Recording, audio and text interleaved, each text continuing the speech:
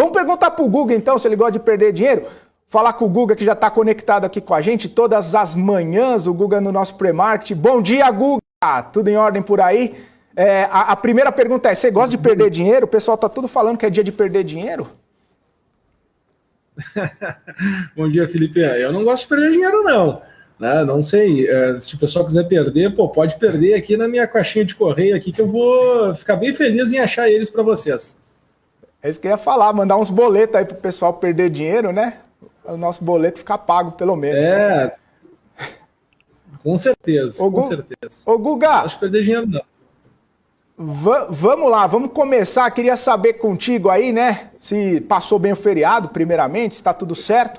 E aí também a gente começar a repercutir, né? O que será que vai acontecer com o mercado? Tava todo mundo nessa expectativa aí. O que vai acontecer? O mercado vai reagir para cima, vai reagir para baixo? Tem tensão entre os poderes? Não tem? Enfim, como que você vê aí toda essa situação, as manifestações que aconteceram ontem e, claro, os impactos disso para os ativos brasileiros, para o nosso mercado aqui? Bom, vamos lá. Eu acredito, Felipe, que o pessoal esperava um pouco uma história um pouco mais dramática no dia de ontem, né? Até porque tu vê que as manchetes depois elas foram bem intensas e, querendo ou não, está se acalorando cada vez mais esse tema da crise entre os dois poderes, né? Tu vê que virou a manchete do momento, até a legião de influencers digitais na parte de finanças usaram muito isso ontem para se promover dentro das redes sociais. Eu acho que é um ponto bem importante também de a gente utilizar como indicador, né? As manchetes que são inflamadas pelos influenciadores financeiros. Eu acredito que isso pode virar uma tese aí de estudo, né, para que a gente possa ver aquelas manchetes que são mais comentadas pelos influenciadores tendem, né, a trazer uma distorção de realidade, uma distorção de expectativa por parte dos mercados como um todo. Acho bem interessante esse tipo de estudo, né?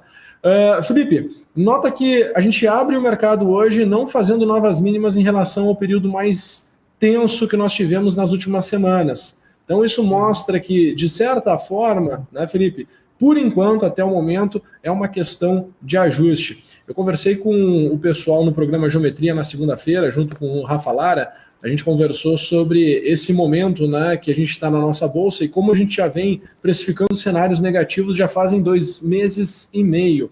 Né? Deixa eu compartilhar a tela aqui, já que me deram um zoom, me deram o direito de aparecer aqui sozinho. Deixa eu compartilhar a tela, porque ninguém merece ficar vendo só o Guga aqui logo no início da manhã, né? Felipe, o que eu queria que a gente refletisse aqui um pouquinho antes, né, de entrarmos no movimento do dia de hoje, é no Ibovespa, tá? Olhando ele aqui para o cenário das atualizações diárias, tá? Eu acredito, Felipe, que a gente vem num processo aqui já de correção desde o dia 7 de junho, tá?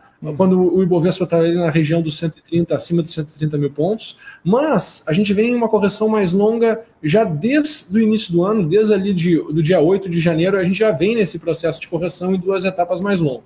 O meu pior cenário seria a Bolsa vir aqui a 112. Ok, seria um pior cenário. Como é que isso poderia acontecer, tá, Felipe, para o pessoal entender? O mercado não conseguir reagir positivamente agora, ou seja, agora mesmo é o restante dessa semana, a gente não vê o mercado reagindo positivamente, a gente não vendo o mercado voltando lá para os 123 mil pontos, e sim um mercado que ele fique travado ao longo desses 3 dias, viria aquela narrativa de que a semana seria mais curta e tudo mais, e aí sim eu ficaria com um olhar que nossa bolsa poderia ir lá para a região dos 112 mil pontos, tá? 112.200, por aí. Tá? Eu, por hora, eu estou olhando, eu estou de olho aqui nos gatilhos operacionais para entrar comprado. Né? Eu estou com aquela sensação meio que nem a gente viveu no ano passado, aqui nessa época de maio de 2020, né? Ali na segunda quinzena de maio de 2020, onde a gente teve tanto o evento do Moro, ali no final de abril, quanto a questão da reunião ministerial. Existia uma expectativa muito grande que seria uma catástrofe aquele evento. Né? Acredito que a mesma coisa aconteceu em relação a ontem, né? Uma sensação de uma catástrofe, tá? Que poderia acontecer uma catástrofe. E aí foi muito menos dramático, ao meu ver. Tá? Pode ser que muitas pessoas tenham uma opinião diferente, eu acho que vale muito essa conversa e essa troca, mas eu estou sempre olhando para a questão do mercado, da resposta do mercado. Não estou dando uma opinião minha política, tá? Estou dando uma análise da resposta do mercado. E aonde eu percebo essa resposta do mercado? Na movimentação do EWZ, na movimentação da Bolsa lá fora, tá? Como os ativos brasileiros se comportaram no mercado lá fora. Então traz muito também da visão do mercado estrangeiro em relação ao evento de ontem. Tá? Então é uma leitura de mercado fria, sem uma questão do Guga, né, a favor ou contra alguma questão política. Tá? É bem mesmo fria em relação a comportamento de mercado, que essa é a minha função aqui. Né? É traduzir o comportamento de mercado. Não adianta eu falar um viés pessimista e a bolsa subir 20%. Né? Não adianta eu falar um viés otimista e a bolsa cair 20%. A gente tem que ser realista, porque minha função aqui é falar de movimentos de bolsa de valores. Tá? Então eu estou acompanhando, tenho aqui sinalizações que tem aqui um campo fértil para a gente poder retornar aqui até a região de 126 mil pontos, e é isso que eu estou de olho. Tá? É isso que eu estou de olho.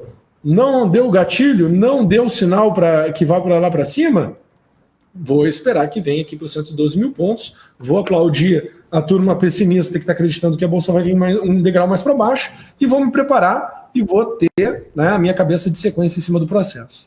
Para o dia de hoje, Felipe, o que eu estou enxergando aqui no nosso índice? Tá? Eu tinha uma expectativa que nós poderíamos abrir aqui na região dos 117 mil pontos. Tá? Acabou que o mercado ele abriu foi ali no 117, né? O meu era 116,915, então poderia ter um degrau um pouco mais abaixo. A minha perna, né, de referência, o meu estudo, ele está em cima dessa movimentação que aconteceu aqui entre o dia 6 de setembro às 12h45 e o dia 6 de setembro às 14h40. Tá? Então foi essa última movimentação que nós tivemos de alta, ela foi a minha base de dados que eu utilizei para fazer as minhas projeções de baixa. Tá? Existia aqui um gap que aconteceria entre o 117,680 e o 117. Acabou que esse movimento aconteceu com, né, a movimentação de abertura, e a gente já percebe aqui uma reação positiva. Então o mercado voltando a trabalhar aqui acima dos 117.680, 117.700 pontos, tá? Eu volto a ter o meu cenário positivo. Né? O meu cenário positivo, para você ter uma ideia, ele trabalha, Felipe, aqui, ó. Vou apagar aqui meu cenário de baixo, meu cenário de alta, ele trabalha aqui nesse ambiente. É para ir buscar 119.800, né, quase os 120 mil pontos, podendo num mundo muito bom 122, 150. Tá? Então, o meu cenário positivo trabalha para esta região. Tá? Eu, de novo, Felipe, sempre sou um otimista com o dedo no gatilho. Por hora, como minha arma está desengatilhada, né, porque o mercado está nesse processo de ajuste, de correção, eu estou, de verdade, esperando aquele momento para entrar nas compras. Tá? Eu já venho conversando, esse é o mesmo discurso, o mercado não mudou, é o mesmo discurso que eu venho compartilhando aqui com vocês nessas últimas 2 semanas. Uhum. Ô Guga, então você falou aí que a ideia é de compra dos ativos, então se houver uma oscilação para baixo, aí uma queda, talvez seja interessante os investidores olharem aí para aumentarem a exposição e não ver uma queda tão grande assim que vale a pena fazer algum tipo de venda nos ativos, é isso? Estrategicamente, Felipe, na verdade, o ideal é que tu estivesse já com uma posição reduzida e com caixa para montar a posição, não que tu estivesse carregando a posição. Quem está carregando uma posição e está totalmente alocado, isso de fato é um problema. Tá? E aí, óbvio, né, Felipe, cada caso é um caso. Tá? Então, apesar do cenário ele poder se transformar em algo positivo, ele ainda não deu sinais que em preço, né, em resposta do mercado, que vale a pena já montar a posição. Está muito próximo. Pode acontecer hoje, pode acontecer amanhã, pode acontecer na sexta. Né, estamos muito próximos. O que está acontecendo é uma percepção de que as coisas tinham se intensificado de forma negativa ali no dia... Deixa eu só olhar aqui a data certinho para não falar nada equivocado aqui para o pessoal. Tá? Então, o mercado ele tinha ficado mais pessimista ali no dia 19 de agosto, tá? Ali nós tivemos o período mais tenso, vamos assim dizer. Nós percebemos que tivemos toda essa movimentação de medo, cautela, que foi intensificado, né? Tudo era para o olhar para o movimento de ontem. Eu me lembro, semana passada, muitas pessoas me ligavam, analistas, investidores, e o pessoal falava: Guga, tu viu o que vai acontecer na terça-feira? Tu viu toda a paralisação que vai ter na terça-feira? Então, qual era o meu sentimento? Que o mercado ele tinha uma narrativa e tinha uma verdade para o que aconteceria ontem, né? O que aconteceu ontem, no dia 7 de setembro. A questão é como o mercado ele responde no dia logo após esse evento, né? Então, para que se faz esse exercício? Para não ficar com viés, né? Para não ficar interpretando mal a resposta do mercado. O que eu estou vendo? Olha, o mercado não faz novas mínimas, mercado não fazendo novas mínimas, começando a reagir. Pega, por exemplo, vamos lá, numa linguagem mais técnica, né? Começa a pegar todos os stops das proteções que o pessoal que estava com mais receio desenvolveu. Isso faria com que houvesse um fluxo de compra e jogaria o mercado novamente lá naquela região dos 125 mil pontos.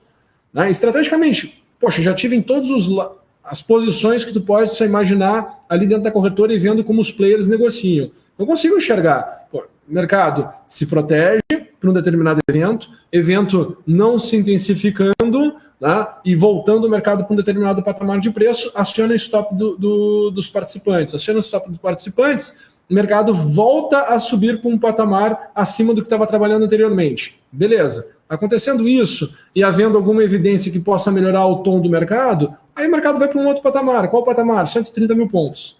Tá? Então, a minha leitura de momento, né, e a capacidade de criar estratégia no mercado dentro deste momento, para mim está muito claro. Tá? Tá muito claro mesmo. E me coloco à disposição, né, todas as segundas-feiras, conversar com os telespectadores aqui da BMC News e, de fato, né, e traduzindo e desenhando as estratégias para que eles possam, né, tomar, para que todos os telespectadores possam tomar as suas melhores decisões possíveis. Né? Então, a minha leitura é exatamente essa. Agora, mercado cair, ser oportunidade para comprar? Não. Tá? Não quer dizer isso. O mercado cair do ponto que está agora mostra que o cenário não conseguiu reagir positivamente. A gente vai para um patamar mais baixo e aí a gente vai precisar o quê? Sinais no patamar mais baixo para se comprar.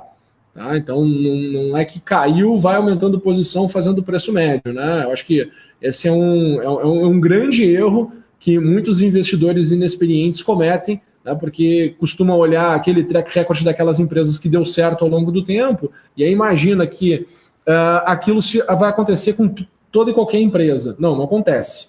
Né? Tanto que a gente vê aí várias pessoas sofrendo e carregando posições no prejuízo já há muito tempo, e isso aconteceu inclusive com as empresas que hoje são consideradas muito, bonitas, né? Se tu pegar aí pessoas que compraram Vale lá em 2008, certo? Poxa, demoraram muito tempo para ver a cotação voltar para o preço que eles compraram lá atrás. Né? Existem pessoas que têm, por exemplo, Petrobras, Gerdau, própria Gerdau, Siderúrgica Nacional, várias empresas passaram aí quase que 10 anos, né, não voltando para o seu preço que se tinha lá naquele período de 2008, que era um cenário, maravilhoso, principalmente para quem falava de commodity. Então tem que ter cautela, tem que ter estratégia, né, e negociar ações não é um casamento para a vida toda, bem diferente do que algumas pessoas pregam aí pelo mercado. Né?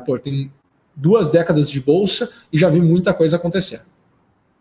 Maravilha, Guga. Ô Guga, só uma última questão aqui com você, porque a gente viu aí que tinha toda essa apreensão, né, por conta de tudo que poderia acontecer ontem. A gente viu vários estrangeiros também reduzindo posição, e não só por ontem, né, por todo o ambiente doméstico aqui, risco fiscal, questão das reformas e tudo mais.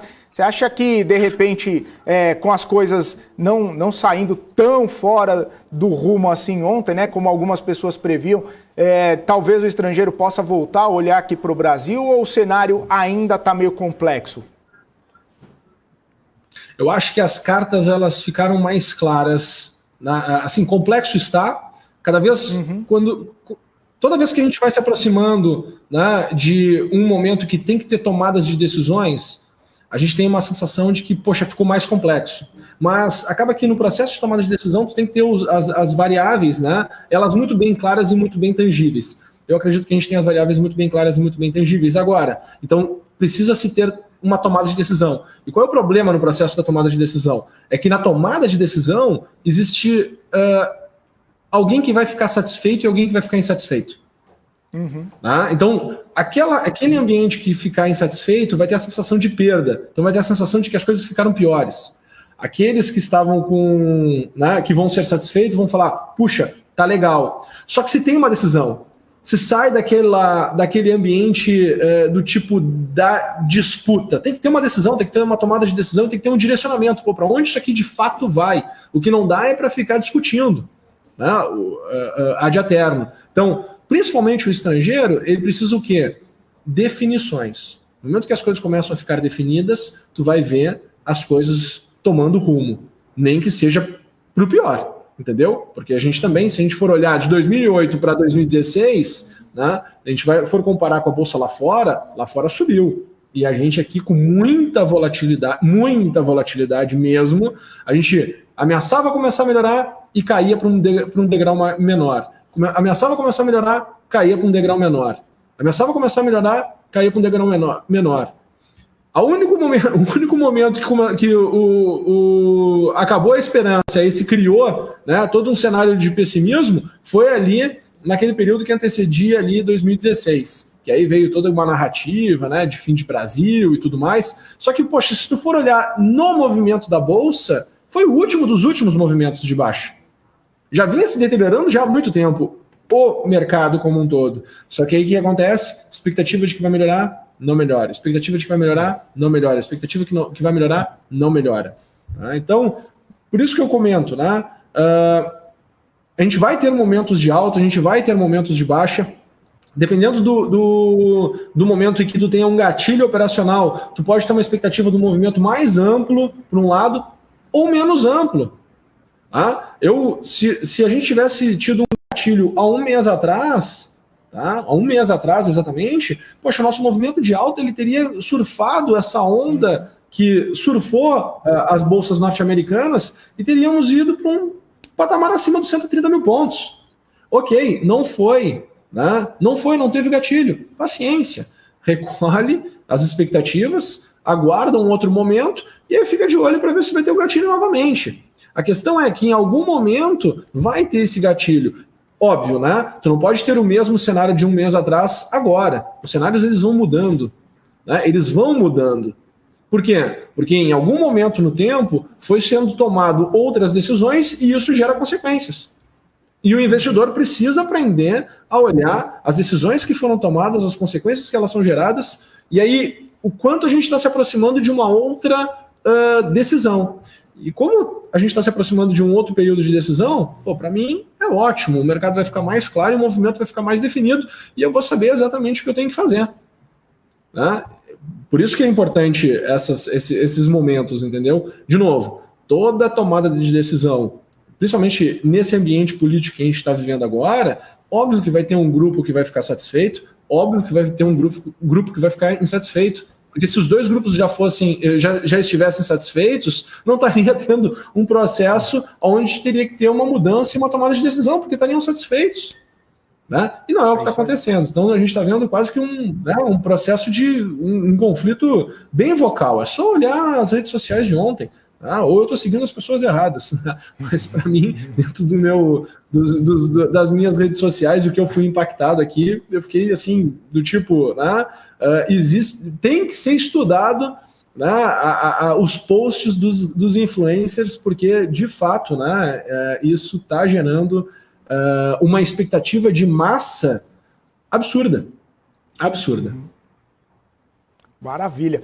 É isso aí, Guga. O pessoal concordando aqui, o Peter falando mega aplausos pro Guga, concordo totalmente com você. Ele falou 200%. O Wagner falando assim, tô contigo, Guga, opinião clara sem ficar em cima do muro, parabéns.